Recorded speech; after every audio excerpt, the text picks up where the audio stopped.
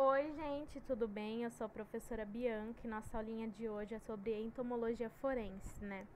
Primeiramente, né, o que é a entomologia forense, né? A entomologia forense é a ciência que utiliza a aplicação do conhecimento da biologia dos insetos e artrópodes para investigações criminais.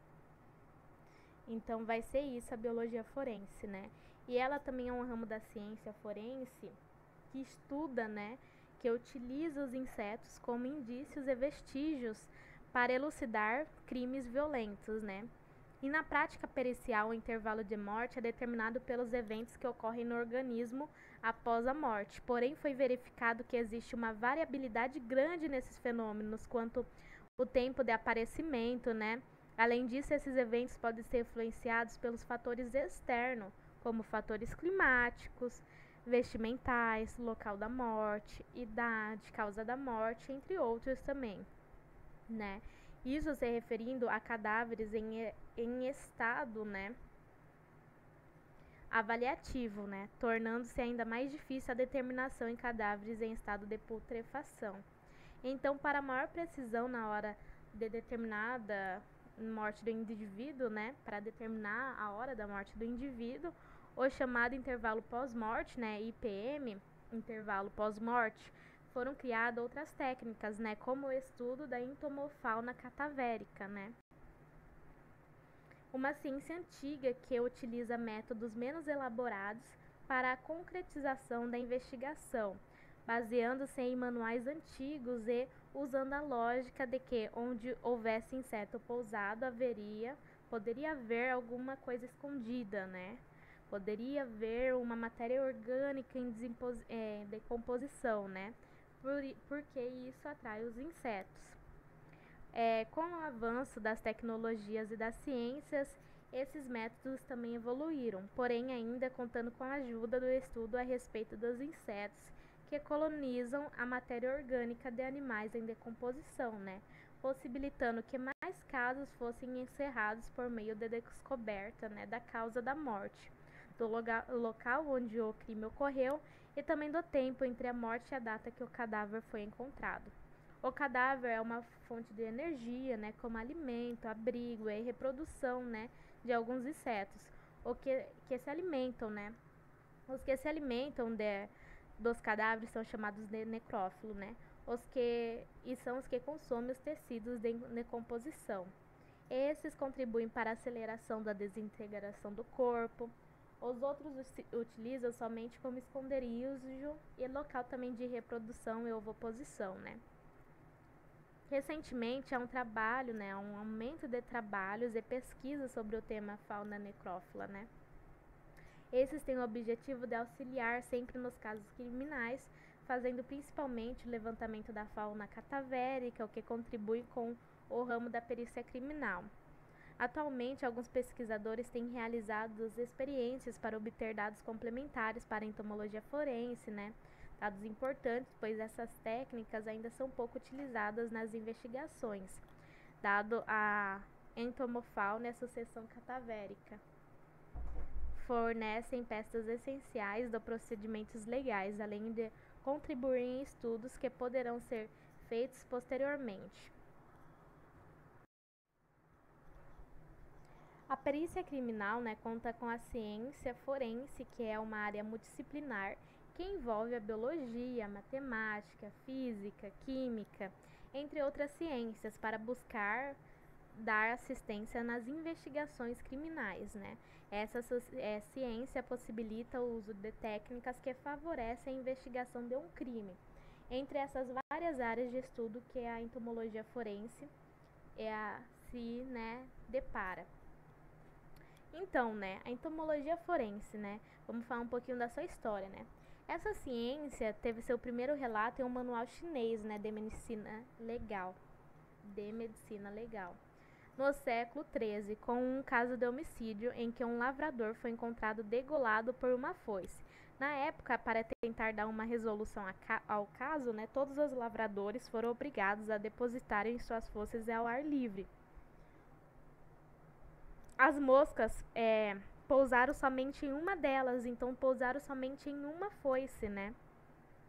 Então, como elas são atraídas pelo resto de sangue do cadáver, assim foi elucidado o caso, né? Ou seja, aquele lavrador com aquela foice que era o criminoso, né? Que tinha matado o outro lavrador. Então, foi uma conclusão para o homicídio, né? Também, somente alguns séculos depois, que a relação entre os insetos e cadáveres foi novamente estudada, né? E aprofundaram-se nesses estudos, né? Na presença de alguns dípteros, né? Em corpos em decomposição. Dípteros em corpos em decomposição. Porém, não se teve a complementação da aplicação prática, né, sobre a estimativa de tempo-morte. Somente em 1885, os insetos foram utilizados efetivamente como indicadores forenses para desvendar casos como o que foi relatado na época em que o corpo de uma criança foi encontrado camuflado abaixo do piso, né, coberto por uma camada de gesso. Os estudiosos da época determinaram o intervalo de morte por meio da associação da fauna encontrada com a fase em que o cadáver se encontrava em decomposição. Então, as suspeitas do crime voltaram-se para os antigos moradores do local, já que os atuais residiam há pouco tempo, né? E a primeira estimativa também do intervalo pós-morte foi baseados em insetos, foi feita pelo médico francês, né, Berger, em 1855. Então, a entomologia forense ela é dividida em 3 categorias. Uma delas, a do médico legal, né, que envolve áreas criminal e é a que trata de insetos e outros artrópodes, né, como evidências científicas, se utilizando deles para explicar e elucidar casos judiciais. Para resolver esses casos, né, é necessário constituir um banco de dados que servem de respaldo para as pesquisas de sucessão e padrões do desenvolvimento das espécies estudadas nos vários estágios da morte. Então, a entomologia forense, ela utiliza os insetos e artrópodes necrófagos como fonte de estudo para resolver casos judiciais. Esses artrópodes utilizam as carcaças como alimento, local de reprodução e ovoposição. Cada espécie faz esse ciclo em diferentes estágios de decomposição. Depois de mortos, os corpos atraem alguns seres vivos, né? E com eles pode-se estimar, por meio de estudos, alguns parâmetros importantes para resoluções desses casos, né? Como o intervalo de pós-morte, né? Esse intervalo estima o tempo que o cadáver foi morto ou que esteve em contato com o ambiente e, consequentemente, com o inseto até a data que foi encontrado. O número de pesquisas nessa área está aumentando, pois está relacionada diretamente com o estudo de peritos auxiliares para desenvolver casos que têm necessidade, né? A entomologia forense está dividida, né, em 3 áreas, que estuda a utilização dos insetos necrófagos, que ficam em contato com a matéria orgânica animal ou humana em decomposição, as investigações criminais, geralmente em crimes violentos, como estupros, suicídios, né? Então, os estudos dessas áreas ainda são escassos, né? Para o clima das regiões tropicais, como o nosso, né, o Brasil. E olha que tem muitos insetos, né? Áreas mais quentes são ricas em insetos, em artrópodes, né? Então, portanto, cria-se a necessidade de novos estudos, né, um aprofundamento busca dessas informações.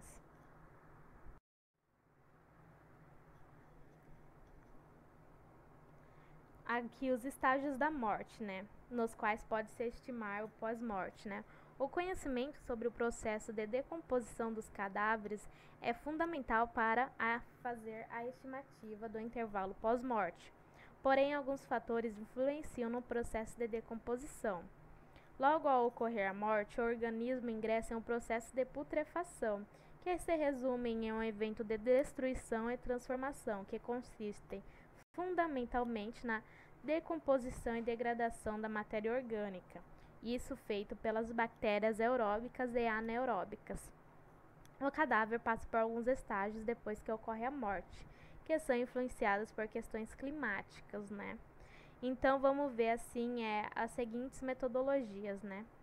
Primeiro, né, ocorre a evaporação tegumentar, que consiste no dessecamento da pele, perdendo o líquido e caracterizando-se pela perda de peso, né, endurecimento da pele, como se fosse um pergaminho, e ainda diminuição da tensão globo-ocular, podendo ter deformação caso ocorra pressão.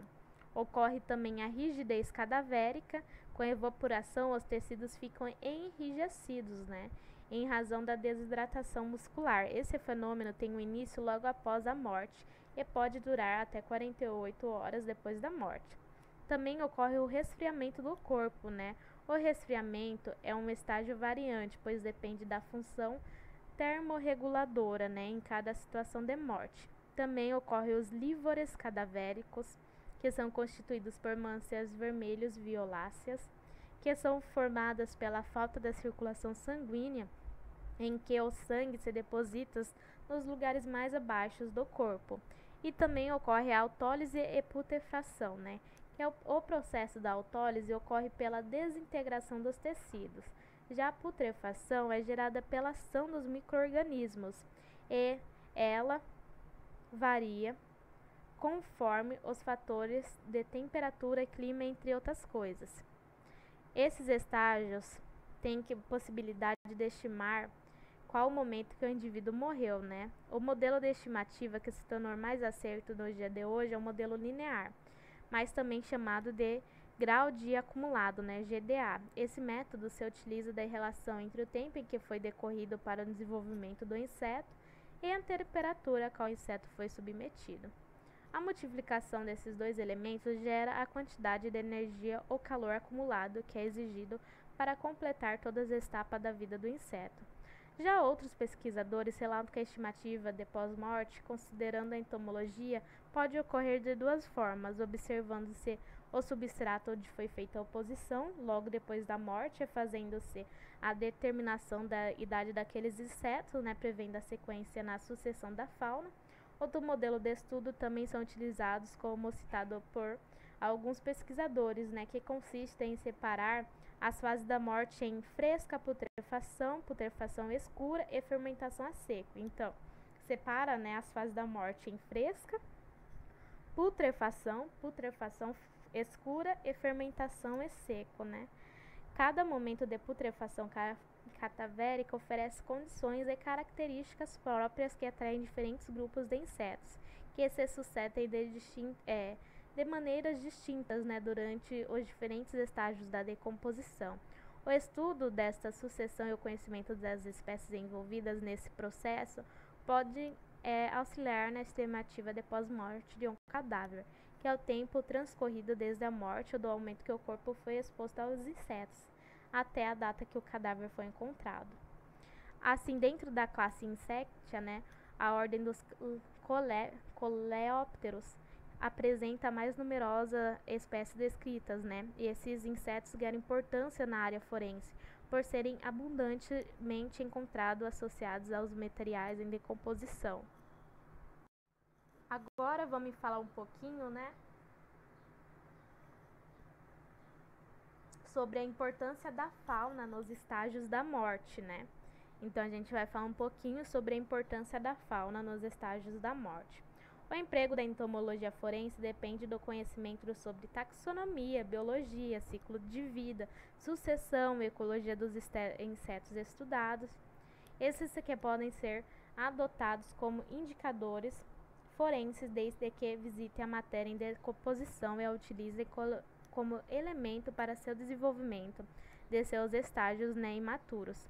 Então, a capacidade dos insetos de sentirem odores que os humanos não conseguem sentir faz com que sejam os primeiros a chegar no local do crime ou no local onde tem um organismo morto, mesmo que a decomposição seja feita principalmente por micro-organismos, como bactérias, né? Então, essa matéria orgânica em decomposição é atrativa para vários insetos e invertebrados que se alimentam dela e a utilizam como lugar de reprodução. Essas funções de limpeza do ambiente tornam o inseto muito importante na nossa sociedade. A presença de insetos necrófagos no cadáver pode dar pistas importantes sobre o ocorrido no local de morte, como a cronologia. Dentre os insetos da ordem Coleóptera e Diptera, são os que têm o desenvolvimento em seus estágios imaturos e adulto na carcaça, e utilizam como sítio de ovoposição e fonte de proteína. Eles são importantes para determinar algumas coisas sobre o estágio da morte e também sobre as circunstâncias que rodeiam aquele episódio. Uma outra característica importante é de que, como qualquer comunidade recém-formada, haverá colonização do ambiente por tantas espécies quanto o recurso permitir, desencadeando então um processo de sucessão heterotrófica, que, se constante, pode ser altamente formativo, né? Então, existe 4 categorias que se dividem a função ecológica da fauna cadavérica, o que são mais utilizados para fazer a estimativa de pós-morte e utilizam os cadáveres como alimento, que são chamados os necrófagos. Os que se alimentam, parasitam as espécies presentes, alguns são necrófagos na fase inicial de larva, né, tornando-se predadores nos estágios mais avançados. São chamados de predadores e parasitas. Ainda tem os que têm uma alimentação variada, se alimentando do cadáver ou da fauna presente nele, né, que são chamados de onívoro. E por fim, os que não apresentam importância significativa para a entomologia forense, né, pois somente utilizam o cadáver como uma extensão do seu habitat natural, né, que são chamados de acidentais.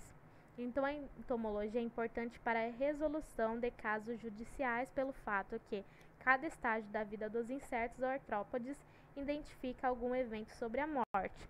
Esses estudos possibilitam a utilização de alguns métodos de identificação de DNA retirado do sangue, encontrado no trato digestivo dos insetos que estão se alimentando do organismo morto. Logo após a morte, a decomposição do corpo começa a acontecer.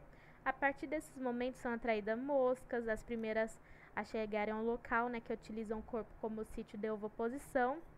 Esses ovos passam por transformações e ficam com o cadáver até o fim da sua decomposição. Alguns pesquisadores acreditam que a sucessão ecológica de um cadáver é feita de legiões. Isso distingue bem a espécie que estão em cada estágio de morte, utilizando o corpo para vários fins. Já outros acreditam que não existe exclusividade para cada estágio, mas que os insetos artrópodes estão em várias fases juntos. Então foi criado outro modelo de sucessão ecológica, baseando em 9 etapas da decomposição, considerando que os ambientes em temperaturas que são extrema importância para essas observações. Então tem que considerar os ambientes e a temperatura, pois tem uma ligação direta com o modo de vida dos insetos e artrópodes que habitam os cadáveres, né? Já outros dizem que o corpo, quando intacto, não deve atrair moscas de imediato, mas sim se nele existirem vômito, né, sangue e secreções, né? E o Brasil, como eu falei, ele possui uma fauna entomológica de grande relevância, né, para as pesquisas forenses, por conta de ser, né, o clima tropical, quente, né, e isso favorece muito.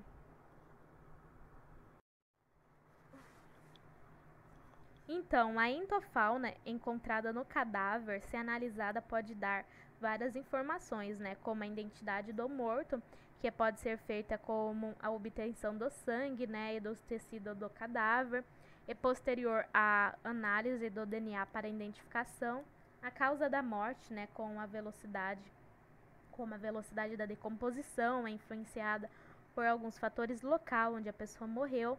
Pode se descobrir se ela foi morta por afogamento, carbonização, envenenamento, entre outras coisas.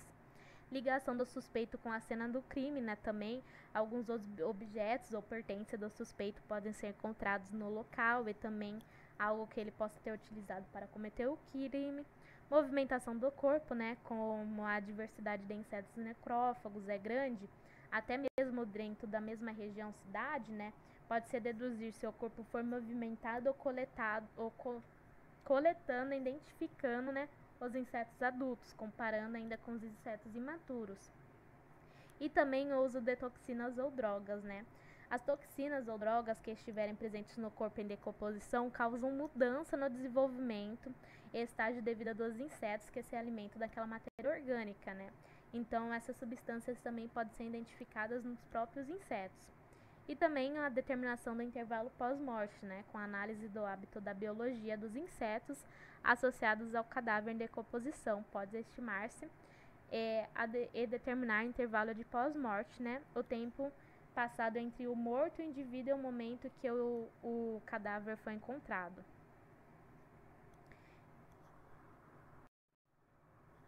Agora vamos falar sobre os principais, né, insetos e artrópodes utilizados na análise forense, né? Entre as várias espécies de insetos que estão envolvidas com a decomposição do corpo, podemos mencionar as que possivelmente já habitavam o corpo antes do falecimento, que são as pulgas e piolho. As espécies necrófagas, né, que tem as moscas que têm o menor ênfase, já as espécies que predam os outros indivíduos que estão alimentando-se da matéria orgânica, né, que são os besouros, os onívoros, que se alimentam tanto da matéria orgânica quanto do inseto que estão no local, como as vespas, e por fim as espécies que somente estão de passagem e aproveitam a umidade ou calor do local, porém não contribuem para a decomposição do cadáver, né? Os animais que habitam e se alimentam do cadáver são os mais variados. Entre eles são as moscas, né, a díptera, os besouros, né, coleóptera, as vespas, né, himenóptera, as baratas, né, blatária e os ácaros. Então, a ordem díptera é a que recebe maior relevância, né, que são lá das moscas. Na maioria dos casos, em razão ao fato que as moscas são as primeiras a encontrarem o corpo. Então, sempre estão relacionados ao estágio inicial da decomposição. A maioria das famílias de dípteros são ovíparos, né, ovovivíparas, depositando larvas em primeiro estágio, que iniciam imediatamente sua alimentação na carcaça. Então, geralmente em fase fresca. Isso é bem interessante. Elas são insetos, né, neópteros e holometabólitos, holometábolos, que são diferenciados principalmente pelo par de asas das membranosas e possuem um aparelho bucal lambedor e perfurador. As larvas dessas moscas, que podem ser predadoras ou somente se alimentar da matéria orgânica em decomposição, têm um aparelho bucal do tipo mastigador. 22 famílias de dípteros são catalogados no Brasil, porém a maior importância dos estudos da entomologia forense são a Califoridae, Muscidae, Fanilidae, Floridae, Piolidae, Sarcofagidae e Stratiomyidae. E a família com maior destaque entre as dípteras é a Sarcofagidae, que refere aos estágios avançados de decomposição, né? E tem uma responsabilidade grande no consumo de biomassa, né? Então, a família dos coleópteros também provoca interesse na entomologia forense, pois tem vários representantes necrófagos, né? A maioria deles que tem a variância entre os comportamentos de alimentação de adultos e larvas, e são predadores, né? Os coleópteros compreendem os insetos conhecidos como besouros e a maior ordem entre os insetos. Distingue-se facilmente pela presença de élitros, par de asas modificadas anteriores, que protegem o par de asas membranosas posteriores, né? E variam de tamanho e em regimes alimentares, né? Os coleópteros são a principal evidência entomológica para que seja determinado o pós-morte, principalmente quando são encontrados em esqueletos, já na fase seca, né, da decomposição. Por isso, quando os estágios em decomposição já se encontram avançados, quem são os principais personagens são os coleópteros, apesar de também serem encontrados na fase iniciais da decomposição, né? Então, na literatura apresentam-se também outras ordens que têm menor importância para a entomologia, né, forense, como alguma que são encontradas nos estágios mais avançados da decomposição, sendo os lepidópteros, que compreendem as borboletas e mariposas, e o himenópteros, que abrange as abelhas, né, e vespas e formigas. Outros insetos também que são encontrados em ossos são associados ao término, né, da decomposição de cartilagem e ligamentos, né, que são a ordem Blatodeia, que são, né, as baratas. Os hemipteros, que são os percevejos, e os isopteros, né, que são os cupins, também é relatada no último grupo, né, de hábitos noturnos e que geralmente são saprófagos, né. Então, os métodos de coleta, né, e identificação de insetos mais utilizados são a determinação da área, né. Nesse estágio, os pesquisadores determinam uma área onde irão instalar um organismo para que vai servir de estudo, né, e determinam também a temperatura e a umidade média do local. No local escondido, depositam um cadáver, né, que geralmente são animais de médio porte, como coelhos ou porcos, e deixam ao ar livre, né, dentro de gaiolas de metal para que não sejam levados do local, deixando espaço para artrópodes que possam ter acesso ao local e assim fazem o controle de determinados dias de decomposição com o registro de fotos todos os dias. E também tem a coleta dos insetos, né? A coleta é feita a cada estágio de decomposição da carcaça, né? Sendo retirados insetos adultos, larvas e ovos, né? E coletando com pista, tanto do animal quanto no chão, né? No seu entorno, para ser levados para o laboratório para identificação. E ocorre a identificação de insetos, né? Que é feita por meio da separação, né? E para conseguir identificar certinho, né, os insetos. Aqui, né, tem um exemplo sobre quando, né, tá fresco o cadáver, né?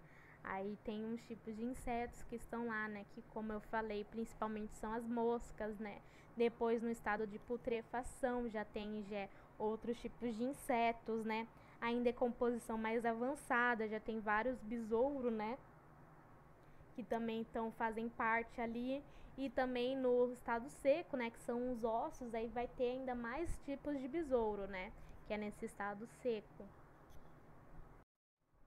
Aqui, né, tem algumas imagens fortes, né, de como ficam essas carcaças, né, esses cadáveres lotados, né, de inseto, dependendo da decomposição deles, né. Então é bem feio de se ver, mas é bem interessante, né, saber que esses animais ajudam, né, a descobrir e na investigação criminal. Então, gente, foi isso nessa aulinha de hoje sobre entomologia forense, só para dar um breve resumo, né, de como acontece, para vocês terem uma ideia, né, de como é isso, que a biologia é tão ampla, né, então tem vários estudos diferentes e várias áreas diferentes e um conhecimento que dá para ser colocado em diversas áreas aí, né, de diversos profissionais, que é importante ter o conhecimento de biologia, né.